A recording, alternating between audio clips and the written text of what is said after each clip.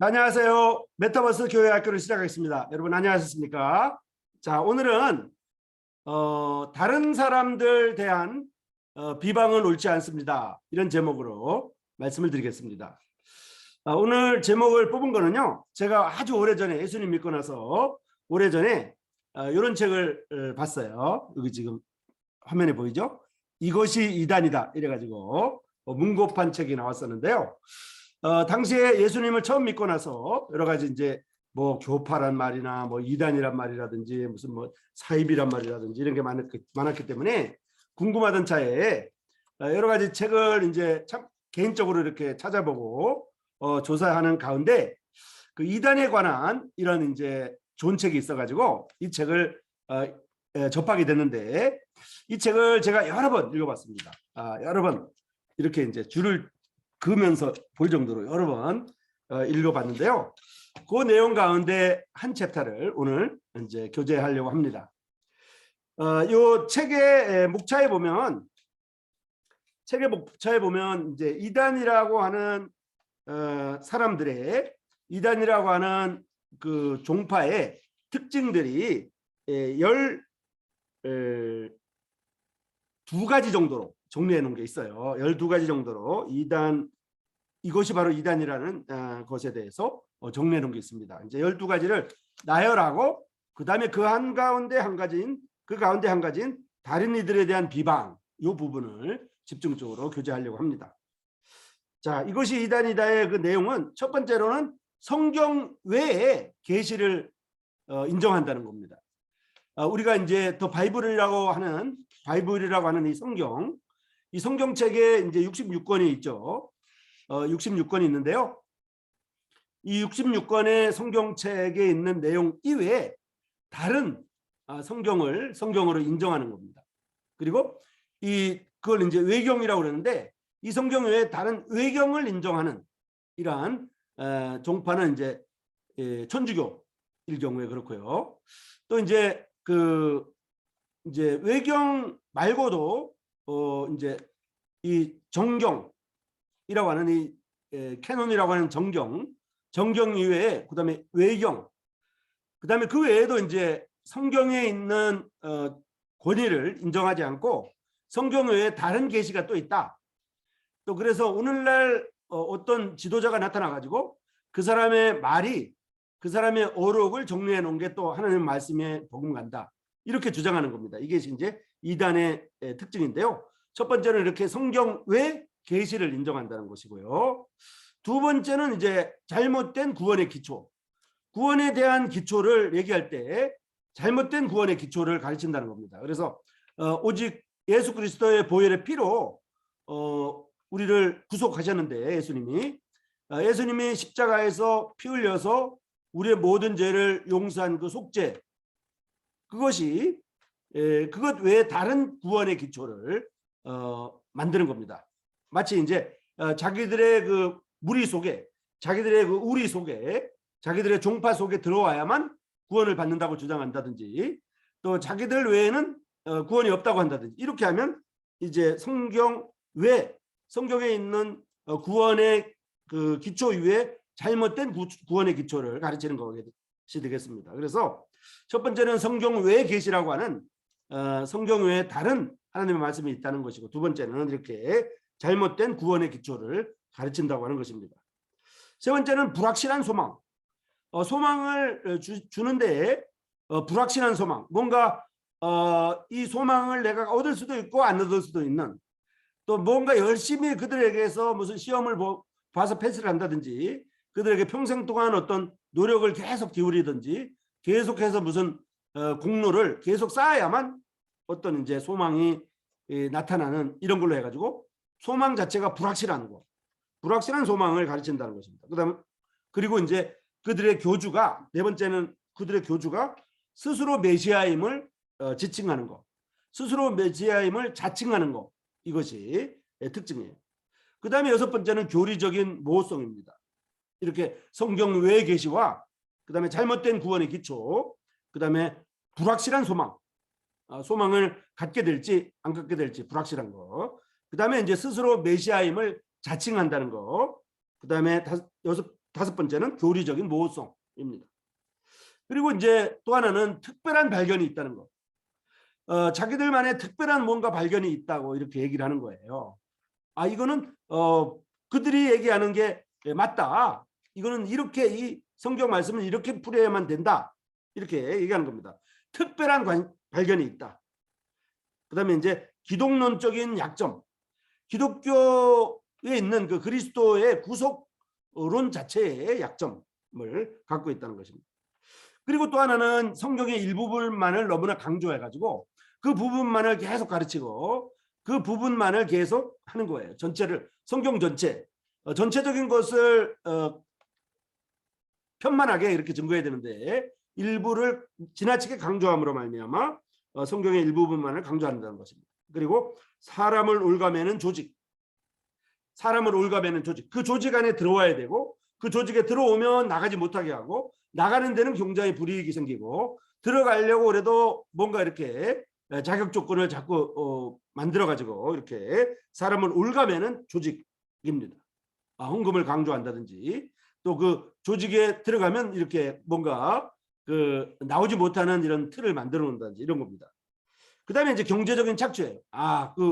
하늘나라 가기 위해서 또 하늘나라를 위해서 하나님 나라를 위해서 돈을 많이 헌금을 많이 하라고 이렇게 주장함으로 말미암아 마치 심지어 빚을 빌려서라도 이제 재산을 팔아서라도 이렇게 헌금하는 이런 경제적인 착취가 이단 종파의 특징입니다. 그다음에 다른 이들에 대한 비방인데요. 오늘 이제 교제하려고 하는 것이 이 다른 이들에 대한 비방입니다. 그리고 이제 혼합주의 이것저것 다 하는 거죠. 불교, 뭐 기독교, 무슨 이제 여러 가지 이제 율신교라든지 다신교라든지 불교라든지 이렇게 샤머니즘이라든지 이런 거를 짬뽕해가지고 혼합해가지고 믹스해가지고 믿는 이런 것이 이단 종파의 특징입니다. 이렇게 12가지의 특징 가운데 이 시간에는 다른 이들에 대한 비방, 다른 사람들에 대한 비방은 옳지 않습니다라는 제목으로 오늘 말씀을 드리려고 합니다. 아셨죠? 자, 한 사람이 자기가 진짜 메시아라고, 자기가 진짜 그리스도라고, 심지어 노골적으로 자기가 재림 예수라고 이렇게 선언한다 그러면 어떻게 되겠어요? 그러면 나머지는 모두 가짜가 돼야 되고 자기만 진짜가 돼야 되잖아요. 그리고 다른 사람들은 전부 다 입을 다물어야 되고 그 사람만이 가르쳐야 되고 그 사람만이 주장해야 되는 거예요. 어떤 자칭 이런 메시아들은 자신들의 견해를 받아들여서 자신들의 조직에 가입하지 않는 모든 사람들에 대한 통렬한 저주의 글을 인쇄해가지고 이렇게 배포하기도 합니다. 이것이 이제 다른 사람들에 대한 비방, 다른 조직에 대한 비방, 나만이 옳다고 얘기하는 것, 스스로 특별히 메시아라고 주장하는, 스스로 재림 예수라고 주장하는 사람들의 공통적인 특징입니다. 이들은 물론 공개적인 토론에 나타나기를 꺼려합니다. 그리고 자기와 다른 모든 견해를 사탄적이라고 그러고 부패한 것이라고 이렇게 비난을 합니다. 그렇지만 참 기독교는 이와는 정반대입니다. 성경에서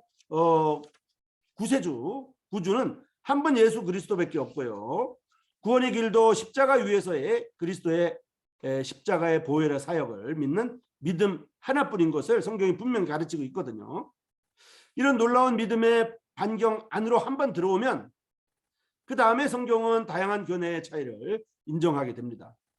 예수님을 믿고 구원의 확신을 가져도 믿음의 분량에 따라서 또 믿음의 성장의 정도에 따라서 성경을 해석하는 것이 약간씩 다를 수 있고요. 또 단단한 음식을 먹는 사람들이 있고 이제 간단한 음식을 먹는 사람들이 있고 채소를 먹는 사람들이 있고 딱딱한 음식을 먹는 사람들이 있는 것처럼 이렇게 믿음의 분량이 전부 다르거든요. 하지만 이런 놀라운 믿음의 반열에 이런 믿음의 반경에 들어가는 것은 분명히 예수 그리스도의 십자가의 보혈의 사역, 십자가의 구속의 사역을 통해서만 들어가는 거죠. 각각의 그리스도인은 신자, 믿는 자이고요. 또 제사장인 동시에 한 인격으로서 하나님과 관련을 맺고 있는 것이라고 볼 수가 있겠어요.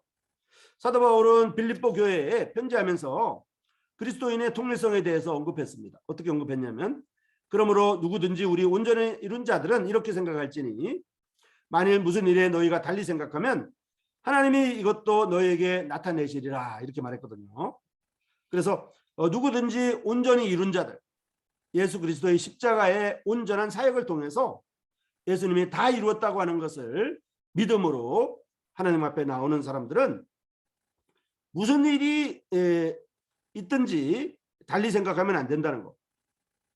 구원의 기초는 온전히 예수 그리스도라고 하는 것을 분명히 알고 성경 외에 다른 이제 계시를 인정하지 않고 모든 성경은 하나님의 감동으로 된 것으로 그 안에 모든 진리가 우리를 모든 진리 가운데로 인도한다는 이런 사실을 우리가 거절하지 않죠.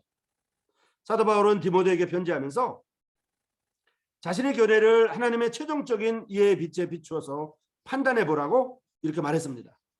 사도 바울은 전도 여행 중에 마가의 문제로 바나바와 심한 의견 차이를 보이기도 했어요. 사도행전 15장에 보면요.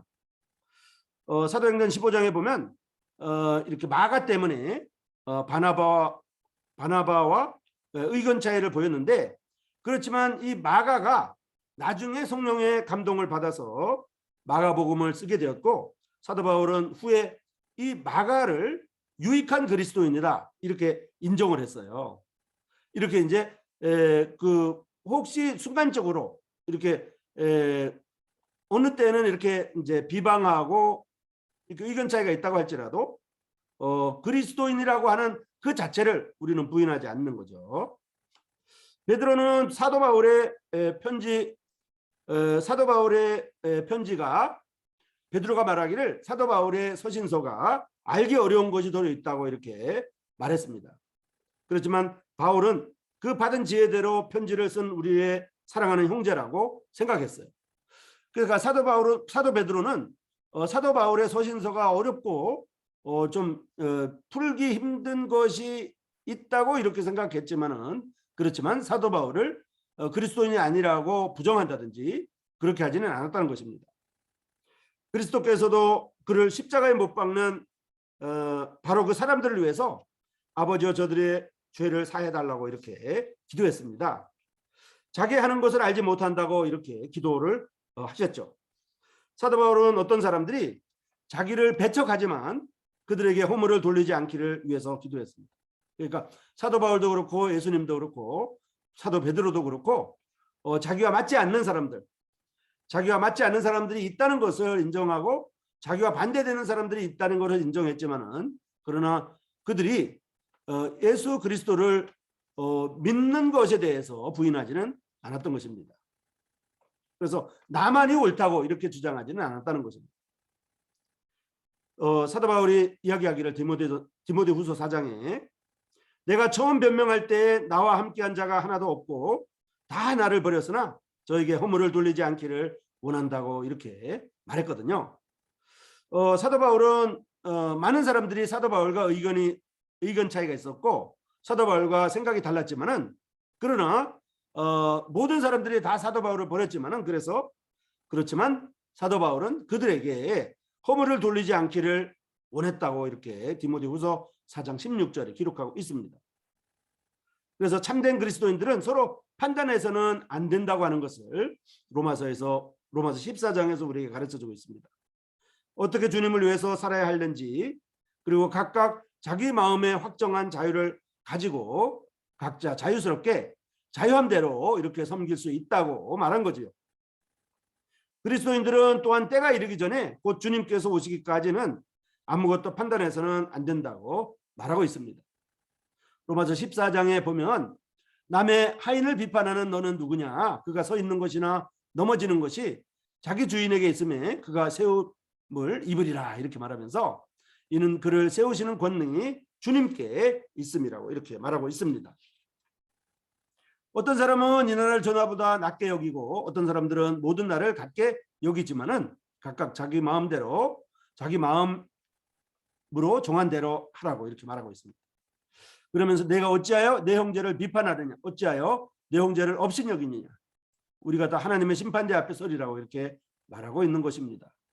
그런즉 우리가 다시는 서로 비판하지 말고 도리어 부딪힐 것이나 고칠 것을 형제 앞에 두지 아니하도록 하라고 이렇게 말하고 있습니다. 주의하라고 합니다. 그러므로 우리가 화평의 일과 서로 덕을 세우는 일을 힘쓴다고 말하고 있습니다. 자, 지각 있는 그리스도인들은 다른 이들을 비평할 때 매우 조심스러워해야 됩니다. 성경은 하나님의 일은 많은 사람들에 의해서 하나님의 계시를 매석했다고 주장할 수 없음을 거듭 강조하고 있습니다. 그리스도께서도 그의 제자들에게 다른 사람들은 노력하였고 너희는 그들의 노력한 것에 참여했다고 이렇게 말하면서 어떤 사람들은 노력하고 어떤 사람들은 참여하고 어떤 사람들은 이제 어떤 은사를 받고 어떤 사람들은 어떤 은사를 받고 이렇게 해서 서로 협력한다고 이렇게 말하고 있는 것입니다. 요한복음 4장 38절의 내용입니다. 따라서 우리도 주님을 위해서 일하는 형제자매님들의 노력과 행위를 판단할 때는 이미 하나님이 금지하신 교만의 선을 넘어간 것이라는 성경의 교훈을 명심할 필요가 있다고 이렇게 말하고 있습니다. 로마서 14장 4절에 금방 제가 읽은 것처럼 판단하는 너는 누구냐? 내가 어찌하여 내 형제를 판단하느냐? 이렇게 말했죠. 참된 그리스도의 일꾼들은 평안에 매는 줄로 성령이 하나 되게 하신 것을 힘써 지켜야 한다고 에베소 4장 3절에 나와 있습니다. 사도 바울은 편지하기를 이러므로 우리가 화평의 일과 서로 덕을 세우는 일에 힘쓰자고 로마서 14장 19절에서 말하고 있습니다. 자, 사도행전에 보면 흉한 이리들이 교회 밖으로 이리들이 교회 밖으로부터 오거나 교회 안에서 어그러진 말을 하는 사람들이 일어날 때라고 말하고 있습니다. 바깥에서 들어오거나 안에서 반발하는 사람들이 일어날 때 이렇게 이제 두 가지 사례를 말하고 있는 것입니다. 얼마 안 가서 주님의 일로부터 새로운 호기심을 끄는 대상으로 관심을 빼앗아가기 마련인 것입니다. 그래서 우리는 주님을 믿고 주님 앞에 나아가게 될 때 여러 가지 어려움이 있고 여러 가지 힘든 일이 있다 할지라도 너무 형제들을 판단하거나 비평하지 말고 이렇게 나가야 되는데 이렇게 이제 지나치게 자기만 계속 옳고 다른 사람은 다 틀리다고, 내가 속한 조직은 옳고 다른 조직들은 다 틀리다고, 내가 속한 교파는 옳고 다른 교파들은 다 잘못됐다고 이렇게 말하고 이렇게 책을 만들어서 주장하고 이렇게 가르치고 이렇게 계속 하다 보면 성경에 있는 기독교의 기본적인 정신에 어긋나게 된다고 하는 것을 알 수가 있습니다. 그래서 형제들아 내가 너희를 권하노니 너희 교훈을 거스려 분쟁을 일으키고 거칠게 하는 자들을 살피고 너에게서 떠나라. 이 같은 자들은 그리스도를 섬기지 아니하고 다만 자기의 배만 섬기느니 공교하고 아첨한 말로 순진한 자들의 마음을 미혹한다고 이렇게 로마서 16장 17절과 18절에서 말하고 있습니다. 그래서 이제 그리스도인들이 함께 모여서 교제하게 될 때 분쟁이 되고 또 거칠게 이렇게 되고 또 이렇게 될 때 그곳을 떠나라고 이렇게 말하고 있거든요. 그리고 이 같은 자들은 주 예수 그리스도를 섬기지 아니하고 자기들의 배만 섬긴다고 하면서 교만한 말과 아첨하는 말로 순진한 자들의 마음을 미혹한다 이렇게 말하고 있습니다. 어쨌든 이 시간에 이것이 이단이라고 하는 이런 책자에서 나온 내용을 중심으로 해서 말씀을 드렸는데요. 그 성경을 중심으로 이렇게 말씀을 드렸습니다. 다만 이제 그 이단이라고 하는 곳에 속한 사람들의 공통적인 특징 가운데 하나인 다른 이들에 대한 비방, 그 비방이 너무 지나치게 되면 그리스도 교훈에 창용하지 못하게 되고 너무 지나치게 이렇게 비판하고 비방하고 이렇게 하지 말라고 성경이 말하고 있습니다. 그래서 남의 하인을 비판하는 너는 누구냐? 서 있는 것이나 넘어지는 것이 주인에게 있지 않느냐? 그리고 내가 어찌하여 형제를 비판하느냐? 형제를 업신여 여기느냐? 다 하나님 하나님의 심판대 앞에 서리라. 이렇게 성경이 우리에게 가르쳐주고 있는 것입니다. 자, 이 시간에는 다른 사람들에 대한 비방은 옳지 않습니다. 이런 제목으로 말씀을 드렸는데요. 성경에 나와 있는 특별히 로마서 14장의 말씀을 중심으로 말씀을 드렸습니다. 자, 여러분 수고하셨습니다. 고맙습니다. 다음 이 시간까지 안녕히 계세요.